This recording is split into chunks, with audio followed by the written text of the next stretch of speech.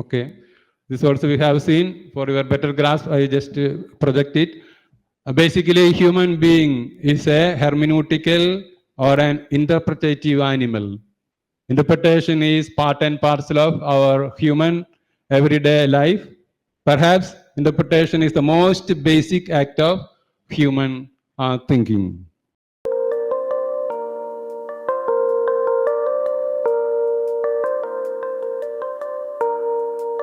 This slide will give you some more light because our theme is hermeneutical access and literary readings in the post-hermeneutical times. So the reference to phenomenology is given there. So let us read this one. All human knowledge is the result of some sort of interpretation or hermeneutical inquiries. I think all of you would agree with me. That is a clear statement. So all human knowledge is the result of some sort of interpretation or human inquiry. Without the involvement of the human person, we can't speak of knowledge or any kind of cognitive statements. Okay. All knowledge could be described basically as phenomenology plus hermeneutics. Okay, Heidegger would say all philosophy is phenomenology plus hermeneutics. What is phenomenology? Phenomenology gives importance to the concrete living situations. Back to the things themselves could be considered as the slogan of it. So we have a phenomenal coexisting with what is created. So we directly know. Basing on that, we interpret. So phenomenology is very important. It stands closely to the scientific, strategic, intellectual approach. It could be give us it could give us some sort of objective interpretation or explanation of the various aspects of the reality. So phenomenology stands little bit close to the scientific approach. Okay. So every knowledge could be construed as the combination of the phenomenological reflection plus hermeneutics. So there is observable data for different branches of knowledge.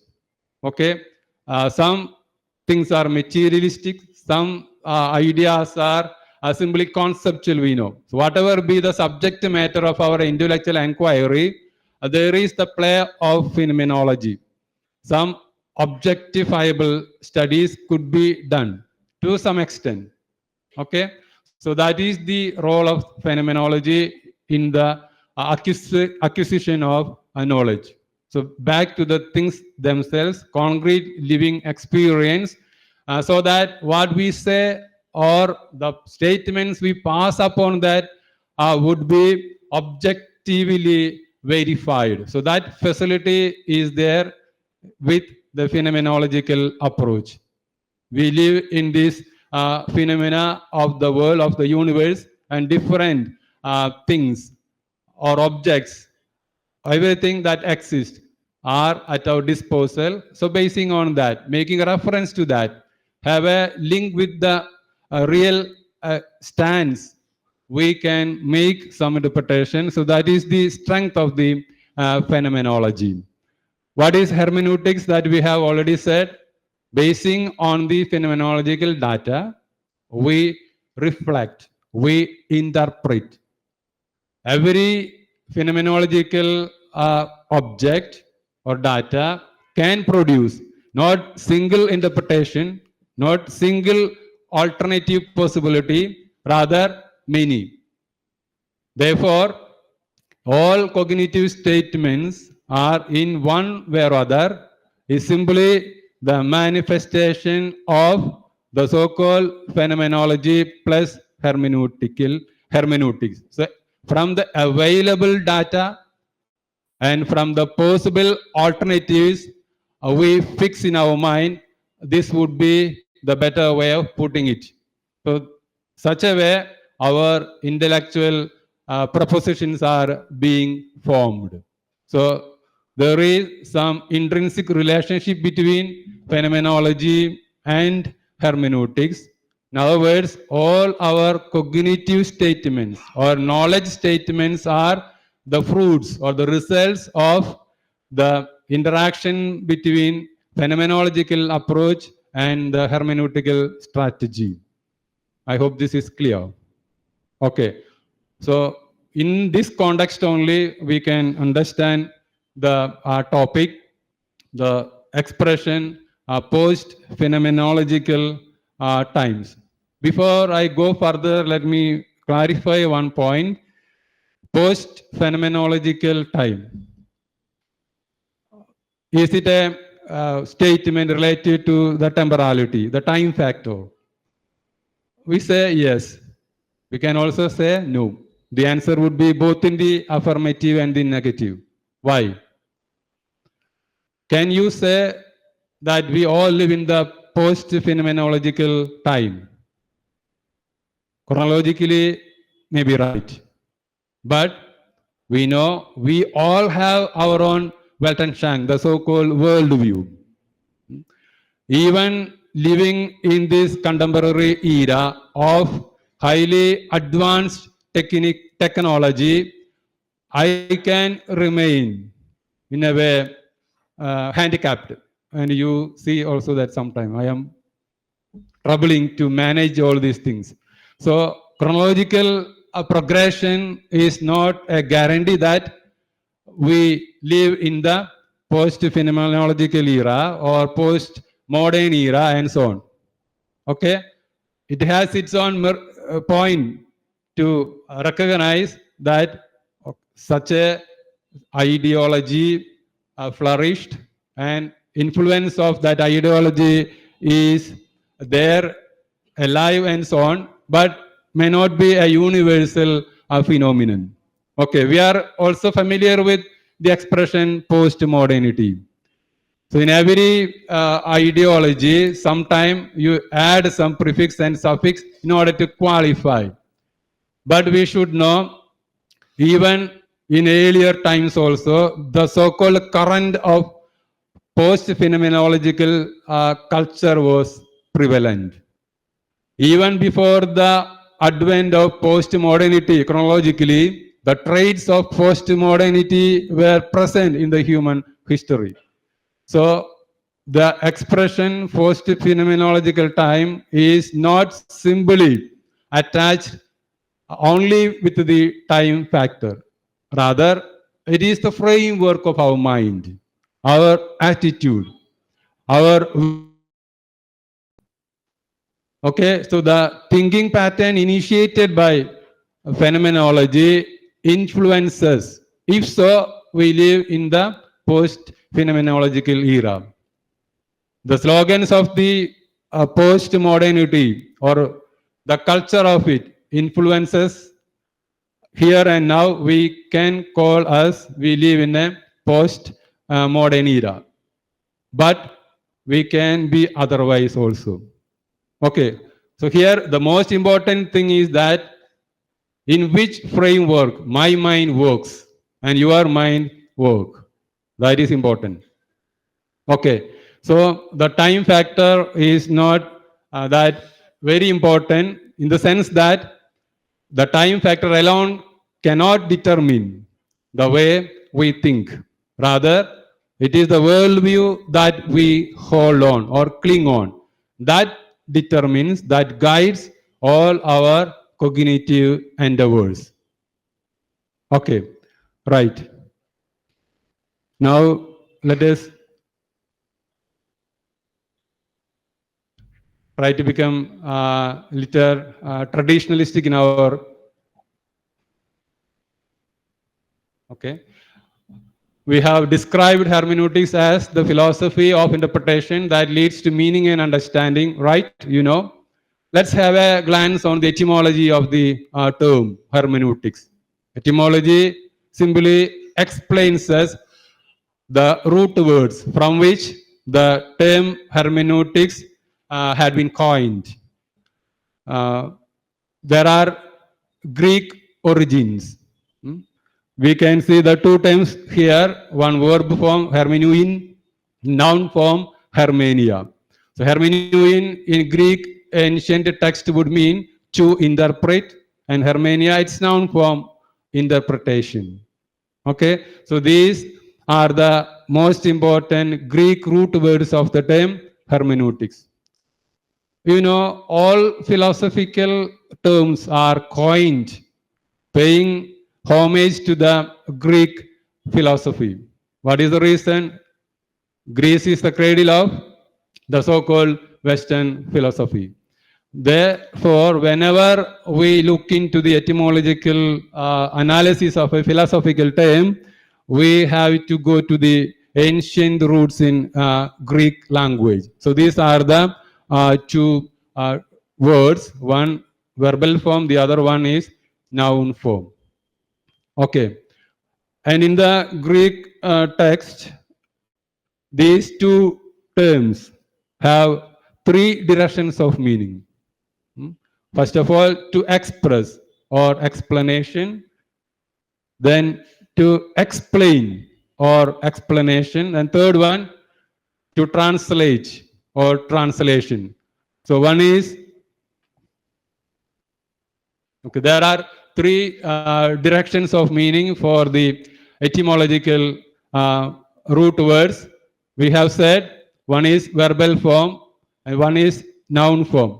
So as a verb, the term hermeneuin would mean to express, to explain, to translate. As a noun, it means an expression, explanation, and translation from one language to the other. Therefore, hermeneutics would mean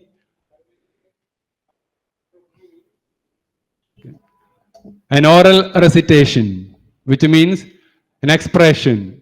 Then secondly, we can say hermeneutics is a reasonable explanation of a situation or given situation. Thirdly, hermeneutics could be described as a translation from one language to the other.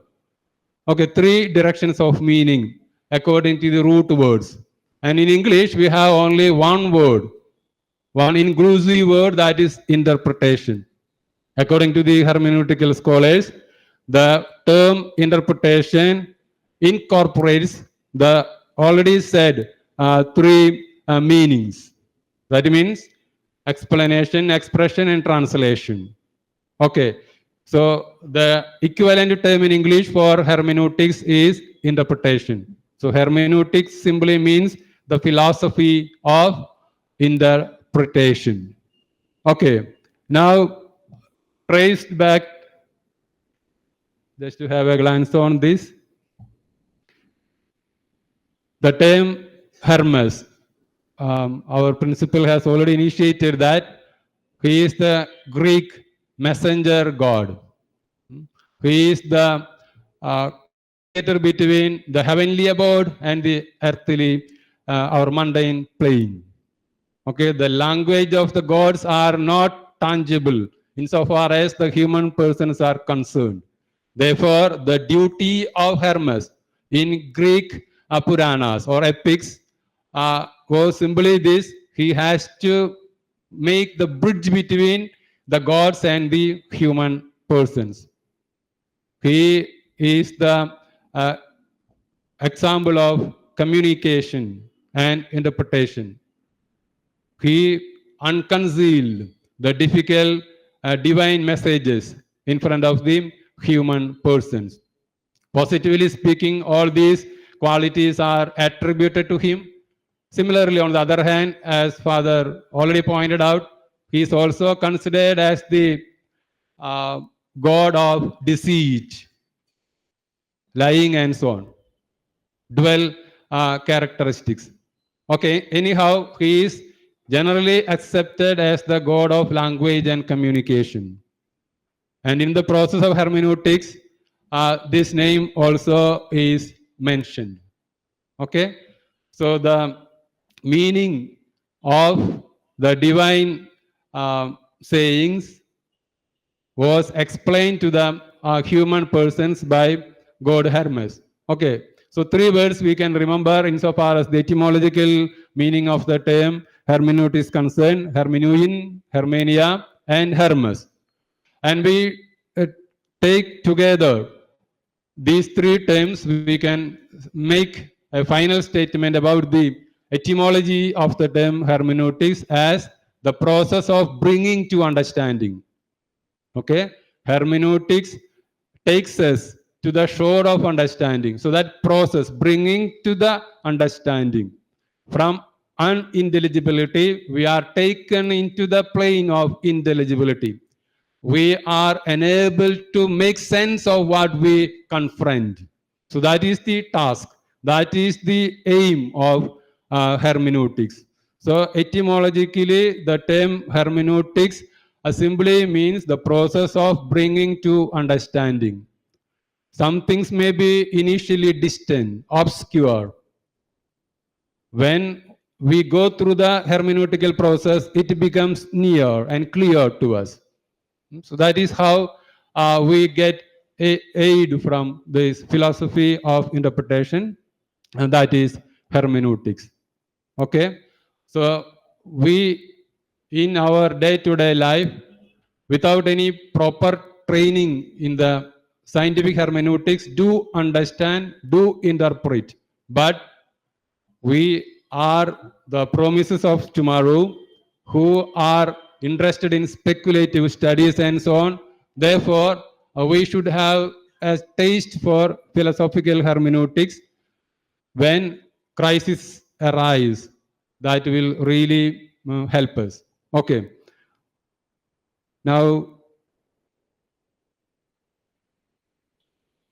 let me introduce to you a few important hermeneutical thinkers. The first one is Frederick Daniel N. Schleiermacher, German thinker. He is the father of modern hermeneutics or general hermeneutics.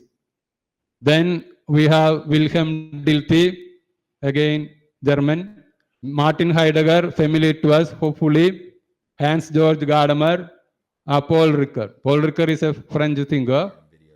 Then Jürgen Habermas again, another German thinker. He is not strictly hermeneutical thinker, but as you know, he is a critical thinker. Many of you might have read his literature and so on. But all his works indirectly enriched the aura of hermeneutics. Therefore, hermeneutical students do have respect for him. Okay. Then Raymond Panikkar. He is an intercultural thinker. There are many more, as we know, but these are the traditionally accepted thinkers who can give us the continuity of the hermeneutical reflection with enormous diversity. Okay, that's how these thinkers are often projected as the specimen thinkers of the hermeneutical stream. Okay, Frederick Daniel N. Schleiermacher, Wilhelm Dilthey, Martin Heidegger. Then we have Hans Georg Gadamer, then Paul Ricoeur, then we have Jürgen Habermas, finally Raymond Panikkar.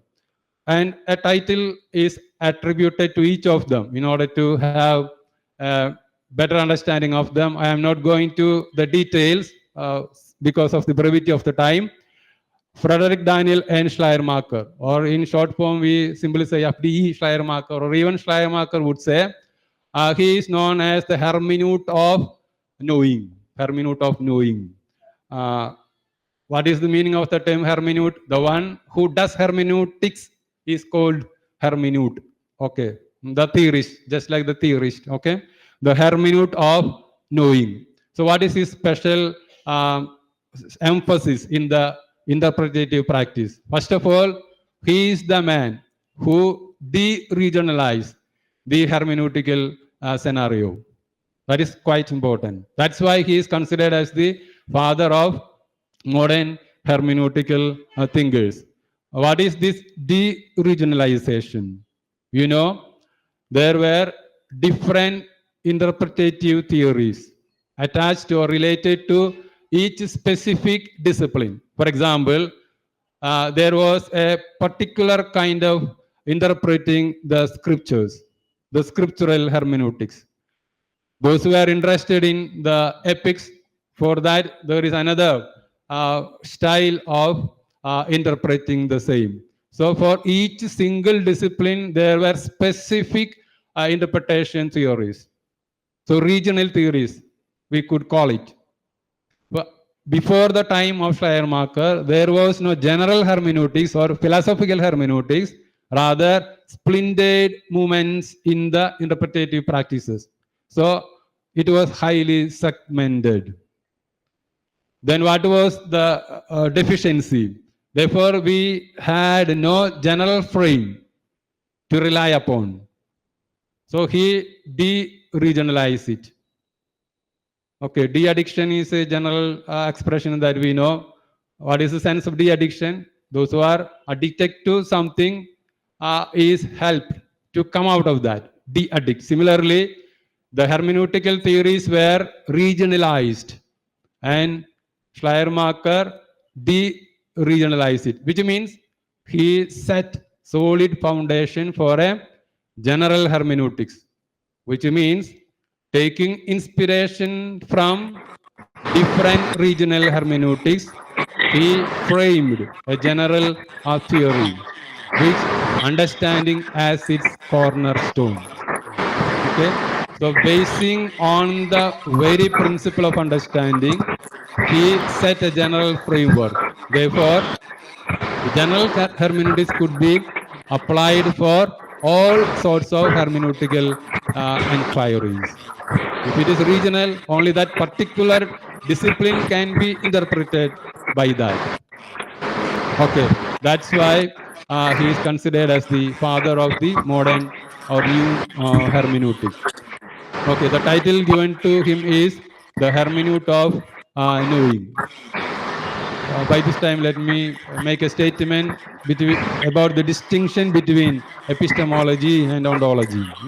Epistemology is the philosophy of knowledge. There, the knowing process is emphasized. The mode of knowing, that is important. Whereas ontology, the mode of being is more important. If a thinker is epistemological, his or her preoccupations will be the mode of knowing, how to know, what is knowledge. Such things will be prevalent. But if I am an ontological influenced thinker, then my preoccupation would be the very mode of being. According to the ontological thinkers, the very experience of being in the world is more important than the capacity to know. Therefore, the nature of being is more important than our ability to know. Okay. But epistemology stands more close to the so-called science or scientific approach. The data-based, observation, experiments-based presented science.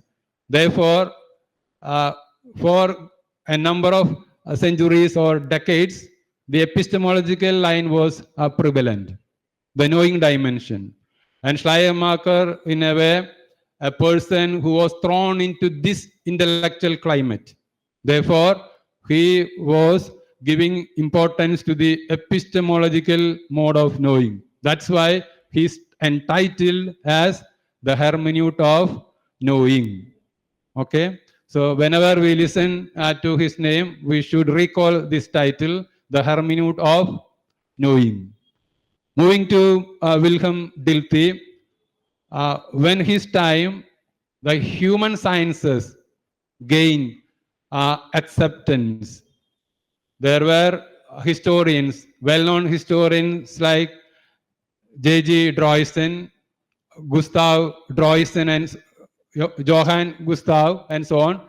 They said, just like the first order science, human science also can have a dignity. What makes a first order science dignified? Or why we give more importance to the first order science? What are the first order science we know? The natural sciences. And natural science are well accepted because of its epistemology and methodology. So these thinkers said that when we formulate a proper epistemology and methodology for the human sciences, their status also could be elevated. Okay, Wilhelm Dilthey and other thinkers worked for that. From their time onwards, human sciences also began to be considered as the science of the first order, because the factors that make something first order were epistemology and methodology. And if these two are supplied for the human sciences, what is wrong in considering the human sciences also the science belong to the first order? There may be some disagreements with this point of view. Whatever be the case, human sciences are not less of significance according to them. And he is known as the hermeneut of historical knowing. Wilhelm Dilthey is called the hermeneut of historical knowing. Coming to Martin Heidegger, he is the man who initiated or caused for the Copernican revolution in the history of philosophy. So he made a distinction between the philosophical streams of his time. Thereafter, we call the history of philosophy pre-Heideggerian and post-Heideggerian. So he was a Copernican revolutionary figure in the field of hermeneutics. And he did simply the reinstallation of the reflection anchored on the being, the question of being. Okay, the question of being in philosophical circles were downtrodden because of the epistemological line of thinking for quite a number of decades or centuries. And here, Martin Heidegger gave importance to the very notion of being, the whole of being. Therefore, his philosophical interpretation, in a way, refined the entire standpoints of the philosophers who came after him. So he is known as the hermeneut of being. Okay, his important work is Being and Time. Many of you might have heard about that. So Martin Heidegger is known as the hermeneut of being.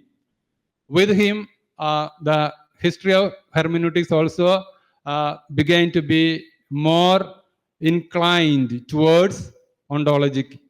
Means the question of being gained predominance in the philosophical hermeneutics. Okay. The fourth one is Martin George Gadamer. He is the hermeneut of tradition, which means he made a recourse to the earliest roots in the interpretative practices. And for him, tradition is something that which has authority. So here tradition is not the debris or leftover of the past. Rather, tradition is a very positive, dynamic aspect of the human cognition, according to him. So tradition is everywhere present, all pervasive. It is never a finished product. So the worldviews that we have together constitute the traditions. Therefore, he is known as the hermeneut of tradition. The traditional grounds of the intellectual reflections were given importance by him. Therefore, he is known as the hermeneut of tradition. Next one is Paul Ricoeur, a French thinker. He is known as the hermeneut of text. Hermeneut of text. Now, in the contemporary hermeneutical scenario, a text is the object of hermeneutics. What is a text? You may have different reflections to share with me. You may say it is something printed, something written, something engraved, and so on and so forth. All the answers are right. Everything that is studied hermeneutically could be called text. Even this remote could be a text. Even a dream could be a text. Even a neuro symptom could be a text. So which have some sort of lasting effect on the human thinking could be considered. In our secular language, we can say a text simply replaces the place or the position of object in the natural language about which we study. That is the text. Size of the text, kind of the text is not a problem. So anything under the sun could be the text of the hermeneutical inquiry. Along with Ricker, we can say the real text of the hermeneutics is the reality in its totality. The reality in its totality, which means nothing is excluded from the terrain of the so-called hermeneutical reflection. Okay, so the notion of the text. Nowadays, the entire hermeneutics revolves around the orbit of the so-called text. So the reflections are supplied by Paul Ricoeur in a way helped us to understand the notion of text. Okay, whole lot of things could be said about him, but we try to be concise here. He is the hermeneut of text. Now, Jürgen Habermas, I have already mentioned, he is a critical thinker or social theorist rather than a hermeneutical thinker. But hermeneutics is simply interpretative and interdependent speculative movement. Therefore, it accommodates everything. Okay.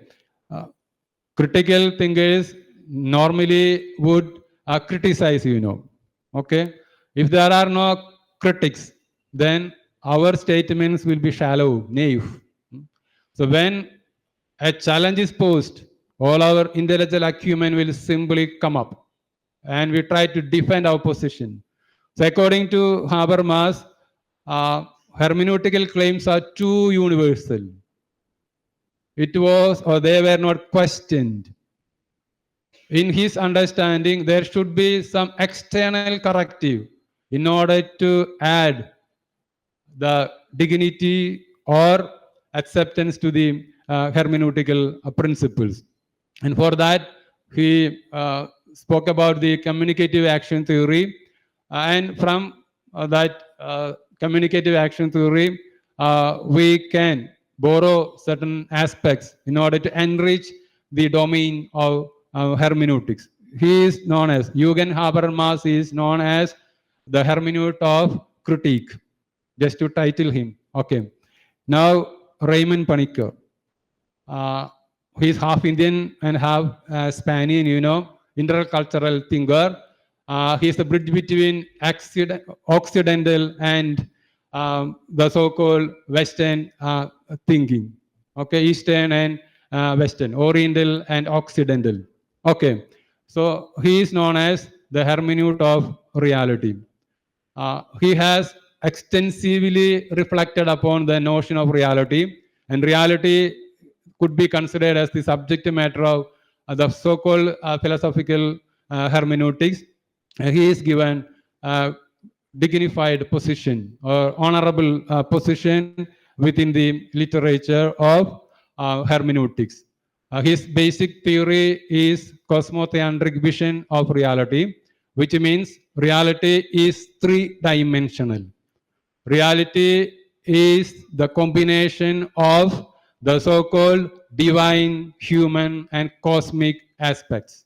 Okay, that is the cosmotheandric vision. Cosmos stands for the universe, Then theos, Greek term for God, divine. Then anthropos, anode, that is the human dimension. So reality is three-dimensional. It is cosmic, it is human, and it is divine. The cosmotheandric vision. So the reality notion is very important in the Panikkarian analysis. That's why he is known as the hermeneut of reality. Okay. Now, please have a look at the recurring themes in hermeneutics. And some nine themes are given there. We shall just go very fastly. Pre-understanding or prejudice. That is one of the recurring themes in philosophical hermeneutics. What is this pre-understanding?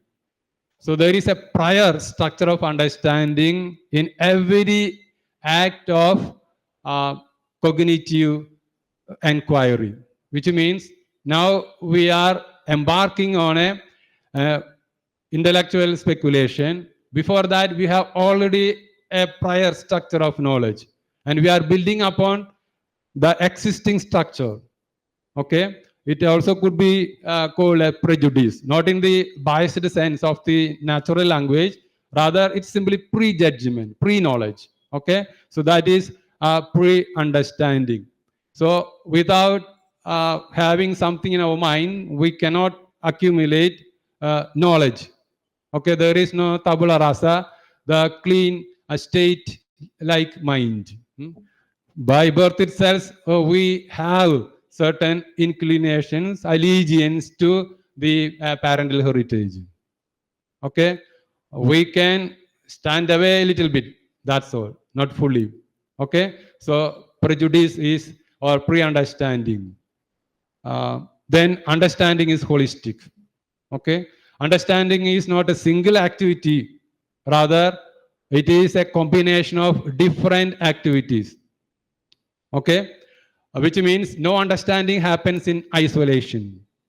Rather, different things are at play when we understand something. Basically, there is the socio-political understanding and linguistic realm. Okay. When we say we understand, which implies there is the medium of language. Language is the medium par excellence of understanding we know. Okay. So a linguistic realm is there, as well as the socio-cultural political milieu. When these meet together, only proper understanding comes. In order to make a linguistic statement sensible, that statement should follow the grammatical rules. Okay.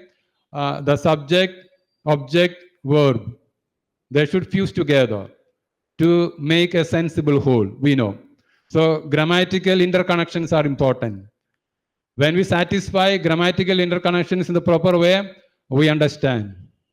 But that is not alone enough. For example, I would say a statement, Karunagaran is the Bhishmacharya of Kerala politics. We the Malayalis understand, at least the grown-up fellows. Why? We know who is Karunagaran, and we also know the Indian epics, the Purana, and who is the so-called Bhishma. Therefore, when a Malayali listens to this statement, he or she understands better than a person belongs to another linguistic tradition. Therefore, understanding is always holistic. Many interconnections are at play. When these all come together, only we understand. Right. Then hermeneutical circle. This could be the oldest philosophical theory, which means understanding is always the result of a movement from the whole to the parts and from the parts to the whole. I will give you a metaphor. Suppose I get an article. I read it at random reading in order to get a general view of that. But the first reading itself will not give us the entire sense of it. Then we segment it. We read the introductory part, then points after point. So generally we have an idea, then we go to the parts, then again we try to correlate that. So there is a movement from the whole to the parts and from the parts to the whole. So this movement constitutes real understanding according to the thinkers. Okay. Then along with this, we have again to think about the hermeneutical spiral. It is something related to the pre-understanding. Every now and then I am adding one more circle on what I already have. The spiral binding is familiar to us. A spring like it goes. We never come back to the original point. Rather, we go upward and upward. Okay, that is also a strategical line of the hermeneutical practice. So, understanding is the result of the movement from the whole to the parts and from the parts to the whole. Again, it is laying layers after layers in the cognitive practices. Okay, semantic autonomy of the text. That's interesting. We are in a discourse now from the philosophical point of view. What is the peculiar features of a discourse? The speaker and the listeners are present, same flow. Okay, so there is some sort of easiness to clarify the things and so on. Where discourse ends when the session winds up. Okay, then what remains? That is the meaning. So there is the event of discourse and the meaning of discourse. The event will vanish, but the meaning will retain. Okay, which means the meaning is free from the event of discourse. In other words, the words which I utter is free from me. Semantic autonomy means the meaning is free. The meaning is detachable. Okay, so the meaning could be stored in retrieval systems and so on. So the meaning is free from the so-called event. So that is the benefit. Okay, then distanciation, which simply means there is distance between the speaker and what is spoken of. And there is distance between the reference of a statement and the statement itself. There is cultural distances, methodological distances, and so on. Distanciation is important just because it gives some sort of objectivity to what we say. If distanciation is not possible, we can't think of objective analysis of something. Otherwise, it will be identified with the speaker. The subjective elements will be overplaying in that instance. Okay. Therefore, distanciation is a specific feature of hermeneutical reflection. Then a fusion of horizons. It's very simple. There are the world view of the speaker and the listener. On the other hand, there is the world, the horizon of the writer and the horizon of the reader. When these two worlds meet together, we understand. If the speaker's horizon doesn't merge with the worldview or the horizon of the reader, no understanding will take place. Okay, so fusion here simply means the meeting or the merging of the convergence of the worldviews, the horizon of the reader and writer, or the speaker and the listener. Okay, then polysemy, another blessing for the human persons. Polysemy simply means the remarkable ability of the words to mean more than one. Okay, a word would mean not one thing.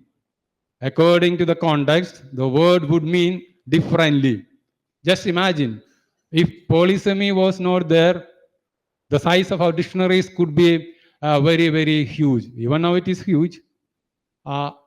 If otherwise, things will be very panic. And the beauty of interpretation comes or lies in this fact of polysemy.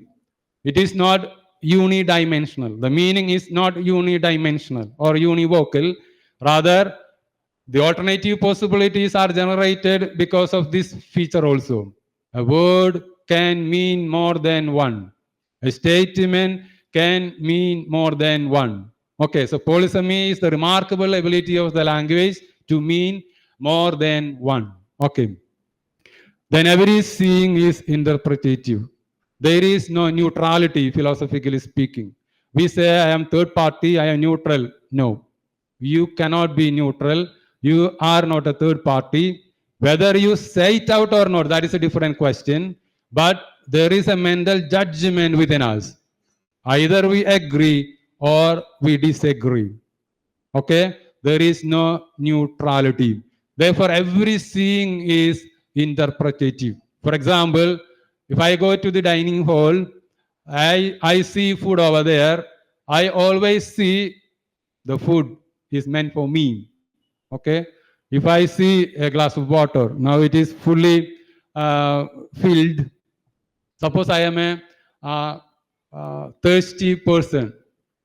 Even if I see a glass half filled, my morning will be in this way. This glass is only half filled. When I am not when I am thirsty, I feel that this glass is half empty because I need more water. If I am not thirsty, okay, this is half filled. So every seeing is interpretative. Okay, we understand something only in relation to us. That's why it is said every seeing is interpretative, or every understanding is in a way interpretative. Okay, Wittgenstein would say understanding as. Okay, now let us move on to the final theme, that is understanding as a game. Understanding is equal to a game. What is the peculiar features of a game? You know, understanding is a to and fro movement. Suppose we play football, we cannot simply remain at one point. Rather, we have to run forward and come back. There are certain people who only stand near the goalpost. They are not real players, you know. But we have to move around. And there are rules and regulations for a game. But these rules and games are not the game. Rather, these rules simply facilitate a game. Another feature, a game cannot be played forever. Rather, it can be restarted again and again. So all these features are applicable in case of understanding also. So we have to move from part to the whole and come back and so on. There are certain rules and principles that may help us in order to understand or interpret better. Then all these features together constitute understanding. So these are some of the important recurring themes in hermeneutics. Why did I just introduce these terms?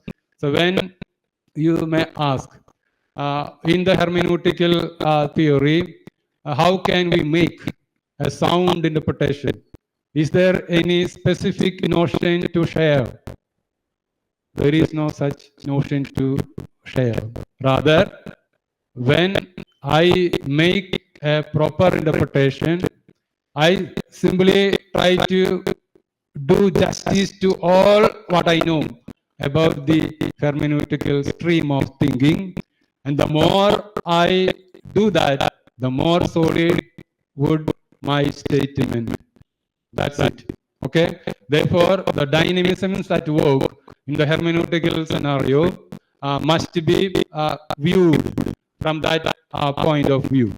Okay? So, important thinkers we have mentioned, then some of the recurring themes also. Now, let us take a slight deviation from the traditional hermeneutical point of view. Now we live in an era of artificial intelligence. I'm not competent to say many things on that, but from my little knowledge about that, we all know artificial intelligence is the amalgamation of the knowledge supplied by the human brains. In other words, artificial intelligence is not that artificial. Rather, It is natural, I would say. Okay, the machines cannot do the work of the brain. Actually, we, the human persons, program, and with the aid of the machinery, we do make benefit out of that. It is a grace, no doubt. Why? Every human person does not have the same intellectual acumen. Therefore, those who are given by the Almighty more, he or she should share for the betterment of the humanity.